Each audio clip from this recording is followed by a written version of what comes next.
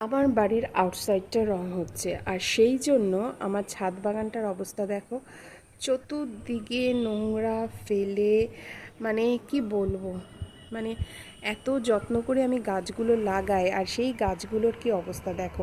প্রত্যেকটা গাছ নষ্ট, তার মধ্যে এখানে কিছু গাছ রেখে দিয়েছে, এখানে কিছু গাছ রেখে দিয়েছে, আর প্রত্যেকটা গাছগুলো কি অবস্থা, মানে একটাও ভালো নেই। দেখো এই গাছটা এত সুন্দর করে লাগিয়েছি, পাতাগুলো পুরো পুড়ে গেছে রোদে।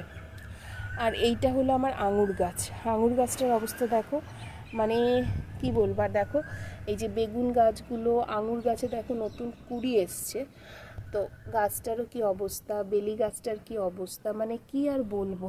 ফুল গাছটায় সবে এসছে ফুলগুলো, আর তার মধ্যে এরা এরকম করেছে।